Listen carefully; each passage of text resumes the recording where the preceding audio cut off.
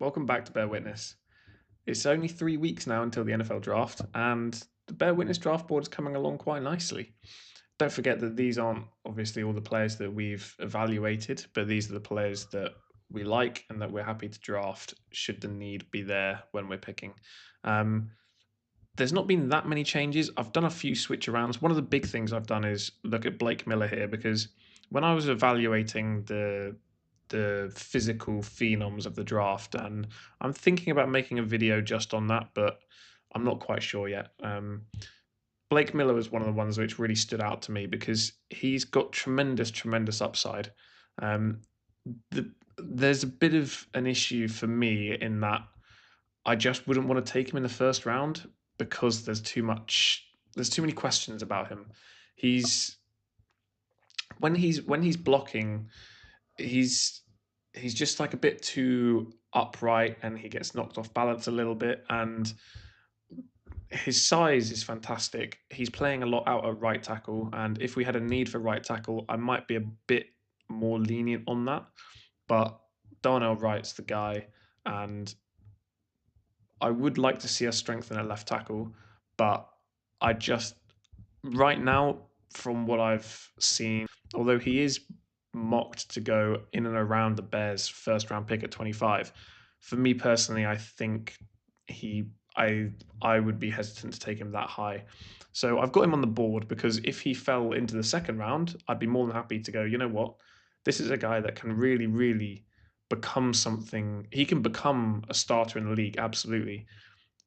I have no doubt that the Bears coaching staff could get him out to left tackle and train him up, get him in the weight room a little bit as well in an NFL weight room just to kind of like really carry that height well.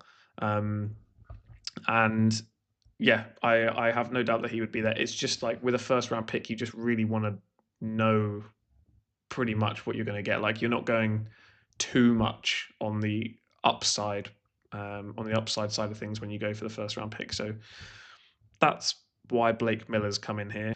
One of the other changes really that's been made is the rise of Kristen Miller. The more that I watch Kristen Miller, the more I feel like he's probably pushing for the tackle one a bit more than he's given credit for. I feel like I feel like the physicality that he offers, I feel like the technical side of his game is sound, and I think he offers more of a pass rush threat than Caden McDonald.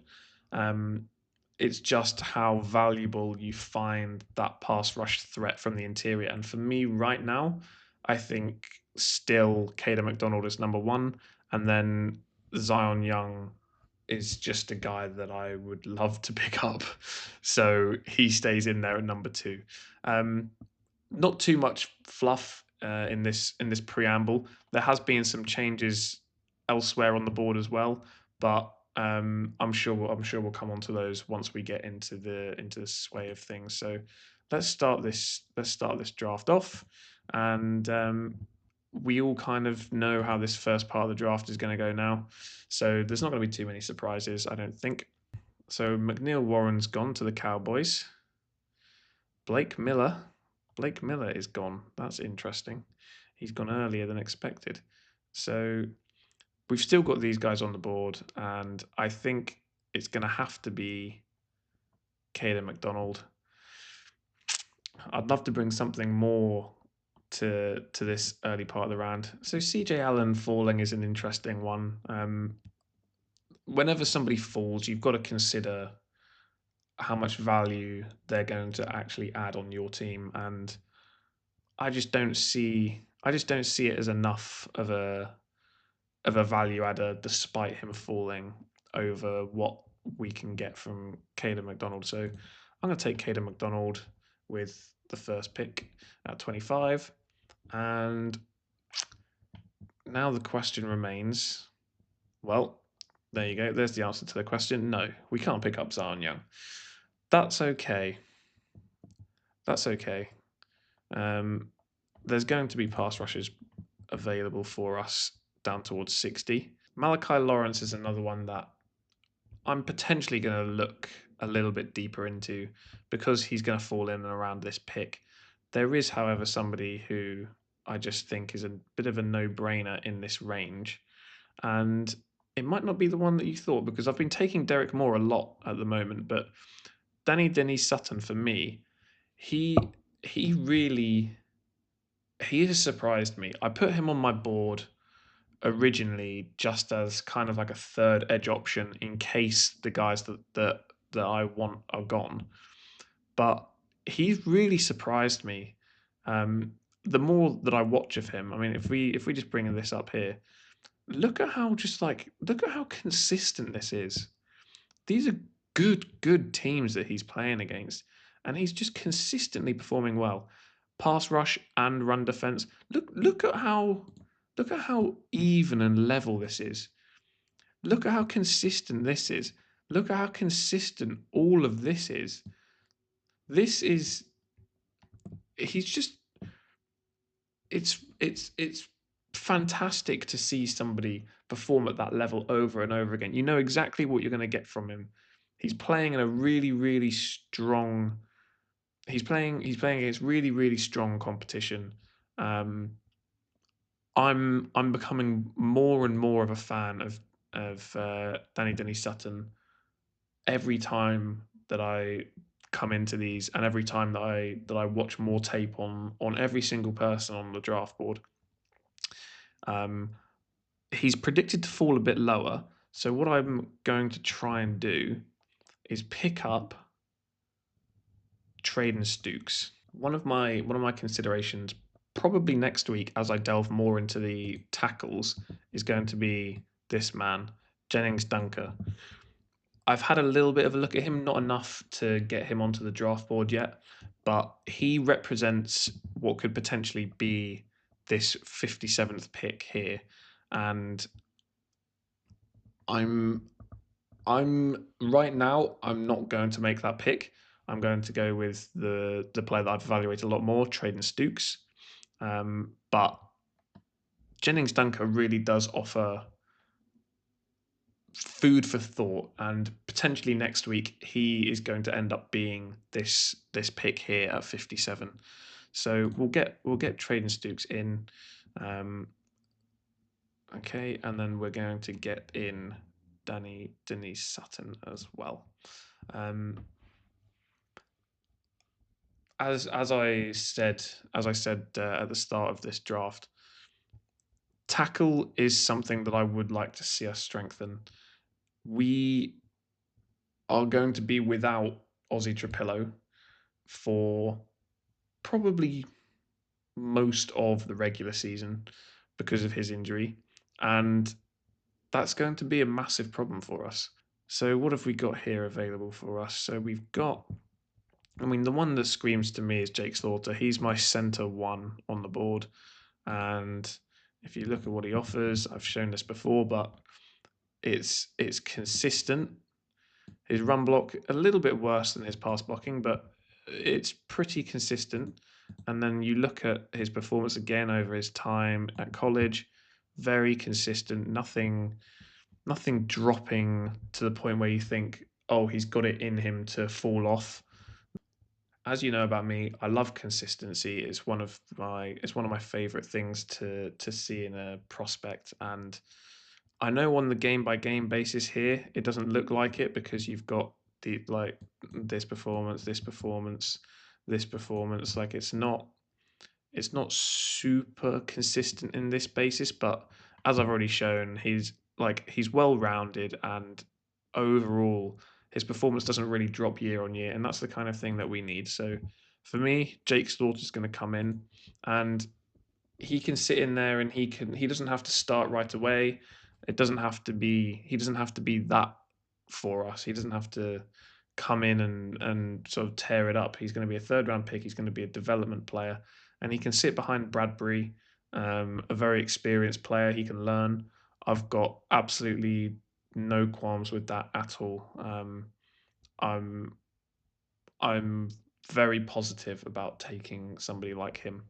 So one of the things that you'll notice that I haven't done is trade back. And It's not actually on purpose. It's just because as I've gone through this evaluation process, there are just players that I've been finding more and more that I like at the places that we are. And I just think, you don't trade back unless you don't like anybody who's there for you. Um, and for me now, I'm just finding players throughout the draft that I like. So we're here, we're in round four. So where are we? So round four, we're going to be looking around here. Torian York is somebody that I've picked consistently, and I really, really still want to pick him. We're at 145 for him. JC Davis would be nice to pick up as a tackle at 147. So 129 now. I don't think we're going to be able to get both. No, definitely not, because we've got no fifth or sixth.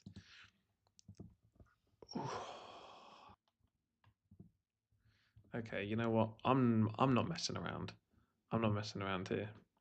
It's going to be a little bit early for him, but Torian York's going to come in. I just saw his name. Torian York's going to come in. It's early. It is early for him, but he's somebody that I really, really believe in. Okay, so what have we got at the end of the draft? So somebody who I always like to pick up is James Thompson Jr.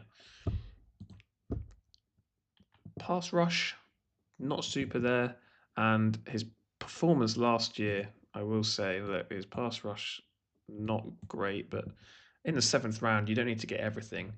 If you can get somebody that does something well, and his run defense is very good. Granted, his performance last year wasn't amazing. There's a very big reason for that, and that's injury. He played one game and played 7 snaps. You can't hold that too much against him. It's the seventh round. If this was the first round and I saw somebody that didn't play because of injury, I would be a lot more scared. But this is the seventh round. You can take a bit of a punt, and it's very clear that he's got upside. In the seventh round, I see absolutely no reason why we shouldn't take somebody who put up a very good PFF grade, played very well. He played 13 games, um, 11 hurries, 2 hits, 2 sacks, and batted a pass as well. And for me, going to Illinois for players, I know it's probably more of a European thing, looking at players who are like from your region and stuff, but I really want to see players from Illinois come through and play for Chicago. Um, and James Thompson Jr., I think, ticks all the boxes for me. With this pick, I'm drawing a little bit dead. We haven't picked up any safeties, and Jalen Husky is somebody who consistently performed well, um, strong grades all around. I haven't really evaluated him, to be honest, but it just kind of like it looks decent from an outside perspective, and I will take Jalen Husky.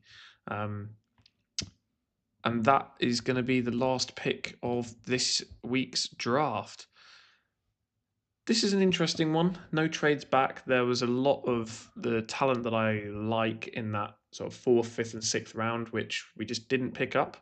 Um, this is suggesting Jennings Dunker, and that very may well be the pick next week. But this is the draft, and I look at that and I see a lot of names that I would be very, very happy for the Chicago Bears to pick up. So let me know what you think about that in the comments. Is it getting boring that I keep taking Caden McDonald in the first round? What do you make of the other talents and how not only the draft board, but these drafts are developing?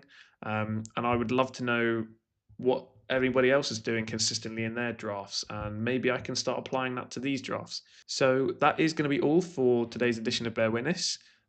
Please do let me know what you think about this draft and how the draft process is going on the channel. I would love to hear everybody else's thoughts and try and implement some of those ideas into future drafts on the channel.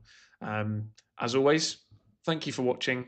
Stay safe and bear witness.